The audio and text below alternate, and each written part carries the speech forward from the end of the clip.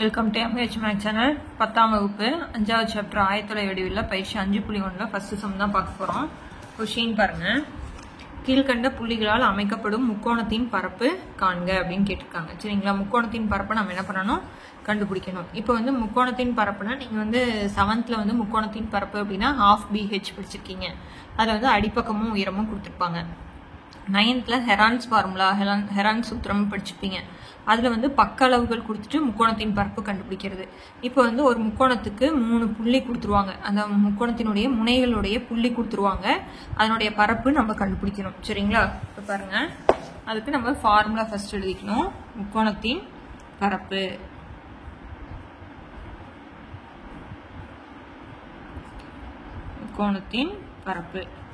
Formula எழுதுறதுக்கு easy method இருக்கு. இங்க 3 புள்ளி இருக்கிறதுனால 3xy போட்டுக்கிறீங்க. சரிங்களா? அடுத்தது மைனஸ் போட்டு அதே மாதிரி 3xy போட்டுக்கிறோம். ஓகேங்களா? இப்போ இதுல xக்கு வந்து 1 2 3, yக்கு வந்து 2 3 1, அடுத்து இதுல வந்து yக்கு 1 2 3, இங்க xக்கு வந்து 2 3 1. இப்படி ஞாபகம் வச்சுக்கிறதுக்கு ஈஸியா இருக்கும். சரிங்களா? இப்போ இதுதான் நம்ம பெருக்க போறோம். x1ஐயும் y2ஐயும் பெருக்கும், x2ஐயும் y3ஐயும் பெருக்கும். அதுக்கும் ஷார்ட்கட் இருக்கு. அது என்னங்கிறத பார்த்துடலாம். இதுக்கு வந்து நீங்க கிராஃப் போட்டுட்டு அதுல வந்து கடிகாரத்தினுடைய எதிர் திசையில புள்ளி எடுத்தீங்கன்னா தான் ஆன்சர் கரெக்டா வரும். ஓகேங்களா? இப்போ வந்து நான் 2 4 6ன்னு எடுத்துக்கிறேன். அதுதான் உங்களுக்கு கொஞ்சம் ஈஸியா இருக்கும். இப்போ பெரிய நம்பர் வந்துச்சு அப்படின்னாலும் நம்மளுக்கு ஈஸியா இருக்கும் போடுறதுக்கு.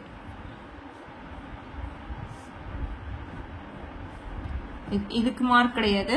இதை போட்டீங்கன்னா தான் உங்களுக்கு ஆன்சரே கரெக்டா வரும். பாருங்க, 1, -1, 1, -1, பக்கத்துல புள்ளி எழுதிக்கோங்க. 1, -1, அடுத்தது -4, 6, -4, 6.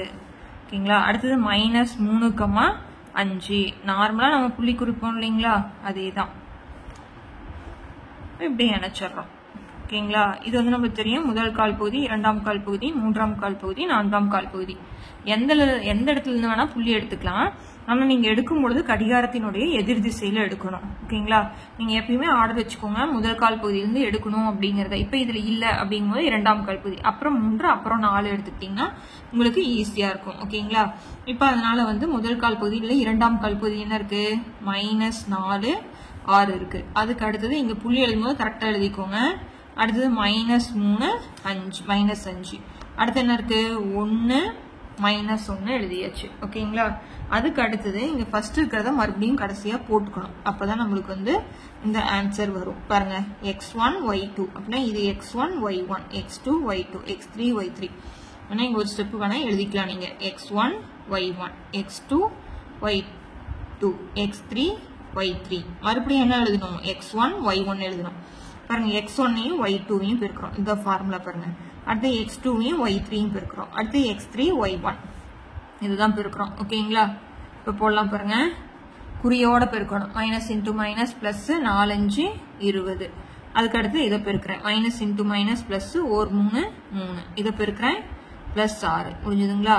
அதுக்கு அடுத்தது இதை பெருக்கிறேன். பாருங்க, x2 y1, பாருங்க x2 y1, -3 பிளஸ் 6. ஓகேங்களா? Plus into minus minus, formula இருக்கு மைனஸ், இங்க போட்டேன். அடுத்து பிராக்கெட்டை ஓபன் பண்ணி போடணும். 6 3 18, -18. அடுத்து இதை போடும்போது பிளஸ் இன்டூ மைனஸ் மைனஸ் 4 5 5, இங்க minus into minus plus 1 4 4, minus into minus நம்மளுக்கு பிளஸ் ஆயிரும். ஓகேங்களா? இப்போ 1/2 போட்டேன். இப்போ இது எல்லாமே கூட்டல் தான். அப்படின்னா 20 23 29. அப்புறம் ஃபார்முலா இருக்கக்கூடிய மைனஸ். பாருங்க, இது ரெண்டும் ஒரே குறியா இருந்ததுன்னா என்ன பண்ணணும்? கூட்டி அதே குறி வச்சுக்கணும். வேற குறியா இருந்தா கழிக்கணும். பாருங்க, -5 பிளஸ் 4, வேற குறியா இருந்தா என்ன பண்ணணும்? கழிக்கணும். கழிச்சு என்ன வரும்? 1. பெரிய நம்பர் குறி மைனஸ், அப்படின்னா -1. 18 -1 கூட்டினா என்ன வரும்? -19. ஓகேங்களா? போட்டாச்சு. இப்ப இந்த மைனஸ் கண்டிப்பா போடணும். இப்ப மைனஸ் இன்டூ மைனஸ் நம்மளுக்கு என்ன வரும்? பிளஸ் 19. இப்ப இது ரெண்டு என்ன பண்றோம்? கூட்டுறோம். கூட்டினா வரும் 9 9 கூட்டினா 18, மீதி 1 2 3 4, 48 எதால வகுக்கிறேன்?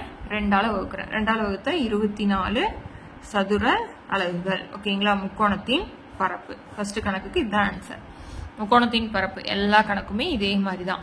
நாற்கரத்தின் பரப்பும் இதே தான் அடுத்தது நம்ம பார்க்க போகிறதும். அதில் வந்து 4 புள்ளி இருக்கும், அதை அப்படியே போட்டுக்கலாம். சரிங்களா? ரெண்டாவது சம் போட்டலாம் பாருங்க. ரெண்டாவது கணக்கு எழுதிட்டேன். -10 -4 -8 -1 -3 -5 எல்லாமே வந்து 3ஆம் கால் பகுதியில் தான் வரும். ஓகேங்களா? அதே ஃபார்முலா தான், அதனால எழுதிட்டேன். பாருங்க -10 -4 -10 -4 இங்கே எழுதிடுறேன். -10 -4 அடுத்தது -8 -1 இங்கே தான் வரும். ஏன்னா 2 இங்கே இருக்கு இல்லைங்களா? அதனால -8 -1 அடுத்தது -3 -5. ஓகேங்களா? -3 -5 இது எல்லாமே எந்த கால் பகுதியில் அமைஞ்சிருச்சு? 3ஆம் கால் பகுதி. எந்த கால் பகுதியிலே இருந்தாலும் கடிகாரத்தினுடைய எதிர் திசை, கடிகாரத்தினுடைய எதிர் திசையில் தான் எடுக்கணும். நீ இங்கிருந்து எடுத்துக்கிட்டாலும் சரி, இங்கிருந்து எடுத்துக்கிட்டாலும் சரி, இங்கிருந்து எடுத்துக்கிட்டாலும் சரி, எப்படி எடுத்தாலும் கடிகாரத்தினுடைய எதிர் திசையில தான் எடுக்கணும். ஓகேங்களா? நான் இப்போ ஃபர்ஸ்ட் மேலே எடுத்துக்கிறேன். மேலேருந்து எடுத்தீங்கன்னா கன்ஃபியூஸ் வராது. அப்படின்னா என்ன எழுதணும்? ஃபர்ஸ்ட் -8 -1 அதுக்கடுத்து என்ன வரும்? -10 -4 இதுல ஒரு இதை மாத்திட்டீங்கன்னா தப்பாயிரும். அடுத்தது -3 -5 மறுபடியும் என்ன போடணும்? ஃபர்ஸ்ட் இருக்கிறதே போட்டுக்கணும். அப்படின்னா -8 -1 போட்டாச்சு. ஓகேங்களா? இப்போ பெருக்கலாமா? பெருக்கலாம். மைனஸ் இன்ட்டு மைனஸ் என்ன ஆயிரும்? பிளஸ் 8 4 32. அடுத்தது மைனஸ் இன்ட்டு மைனஸ் பிளஸ் 5 50. அதுக்கடுத்து இதை பெருக்கிறேன். மைனஸ் இன்ட்டு மைனஸ் பிளஸ் 3 ஆயிரும். ஓகேங்களா? இப்போ இதை பெருக்கிறேன். 1 10 10 எல்லாமே என்ன ஆயிரும்? மைனஸ் இன்ட்டு மைனஸ் பிளஸ் ஆயிரும். அடுத்தது 3 12. அடுத்தது 8 5 40. ஓகேங்களா? அதுக்கு அடுத்தது போடுறேன். இப்போ இது எல்லாத்தையும் என்ன பண்றோம்? கூட்டுறோம். 3 2 கூட்டினா 5. அடுத்தது 85. ஓகேங்களா? அடுத்து இங்க மைனஸ் போட்டேன். இப்போ இதை கூட்டுறேன். இங்க 2 4 5 6. ஓகேங்களா? 85ல 62 என்ன பண்றோம்? கழிக்கிறோம். நான் 1/2.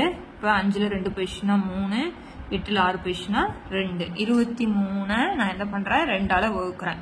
2 2 மீதி 0. இப்போ 3 போட்டேன். 2 2 மீதி 1 புள்ளி வச்சு 0னா I2 10. அதாவது 23ல பாதி, கூட்டல்ல பாதி போட்டாலும் சரி, இல்லை இப்படி வகுத்து போட்டாலும் ஓகே, ஆன்சர் வந்துடும். ஓகேங்களா? அப்புறம் என்னுடைய ஆன்சர் 11.5. ஓகேங்களா? அடுத்த சம் பார்க்கலாம். கொஸ்டின் பாருங்க. என்ன சொல்லியிருக்காங்க பாருங்க. கீழ்காணும் புள்ளிகள் ஒரே நேர்கோட்டில் அமையுமா என தீர்மானிக்க அப்படின்னு சொல்லியிருக்காங்க. கொடுத்திருக்கிற 3 புள்ளியும் ஒரே நேர்கோட்டில் அமையுமா அப்படின்னு கேட்டிருக்காங்க. இப்போ இந்த ஒரே நேர்கோட்டில் அமையுமா அப்படின்னா வரக்கூடிய ஆன்சர் வந்து, அதாவது முக்கோணத்தின் பரப்பு தான் கண்டுபிடிப்போம். வரக்கூடிய ஆன்சர் 0 வந்துச்சு அப்படின்னா அது வந்து ஒரே நேர்கோட்டில் அமையும் அப்படிங்கறத நம்ம சொல்லிடலாம். ஓகேங்களா? சம் பார்க்கலாம் பாருங்க. கொஸ்டின் எழுதி ஃபார்முலா எழுதிட்ட முக்கோணத்தின் பரப்பு எல்லாத்துக்கும் அதே ஃபார்முலா தான். இப்போ ஒரே நேர்கோட்டில் அமையும் அப்படின்னா நம்மளுக்கு ஒரே கோட்டில் தான் அமையும்னு சொல்லியிருக்காங்க. ஓகேங்களா? அமையுமான்னு கேட்டிருக்காங்க.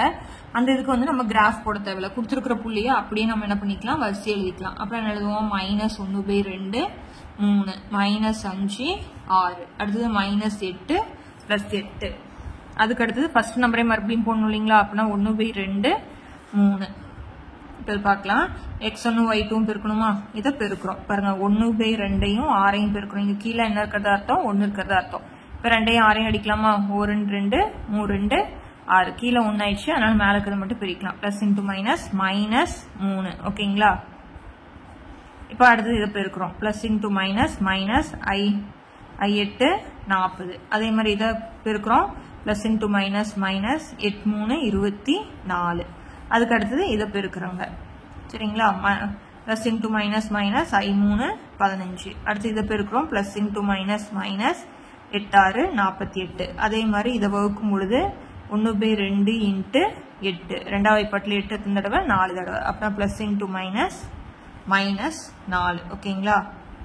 இப்போ எல்லா குறியுமே எப்படி இருக்கு? ஒரே குறியா இருக்கு. அப்படின்னா கூட்டிக்கலாம். அப்படின்னா 4 3 கூட்டினா 7, 4 2 கூட்டினா 6. ஓகேங்களா? இப்போ இதை போட்டேன். இப்போ அடுத்தது ஃபார்முலா இருக்கக்கூடிய மைனஸ், இங்கேயும் எல்லாமே மைனஸ் தான். அப்படின்னா 8 4 கூட்டினா 12, 12 5 17 மீதி 1 1 2 2 4 6. ஓகேங்களா? இப்போ 1/2 போட்டேன். -67 plus into minus minus into minus plus 67. ஓகேங்களா? -67 பிளஸ் 67 நம்மளுக்கு ஆன்சர் 0. ஓகேங்களா? எனவே இப்புள்ளிகள் ஒரே நேர்கோட்டில் அமையும் அப்படின்னு எழுதிடலாம். எனவே இப்புள்ளிகள் ஒரே நேர்கோட்டில் அமையும். ஓகேங்களா? அவ்வளவுதான் சம். அடுத்த சம் பார்க்கலாம். क्वेश्चन எழுதிட்டேன் பாருங்க. a, b plus c, b, c plus a, c, a plus b கொடுத்துட்டாங்க. இது ஒரே நேர்கோட்டில் அமையுமா அப்படிங்கறது தான் क्वेश्चन. ஃபார்முலா எழுதிட்டேன் பாருங்க. அடுத்து என்ன எழுதணும்?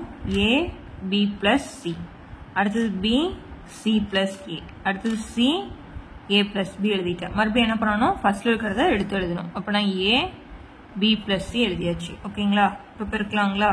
இப்போ இதை பெருக்கிறோம் அப்படின்னா ஃபர்ஸ்ட் என்ன எழுதுவோம்?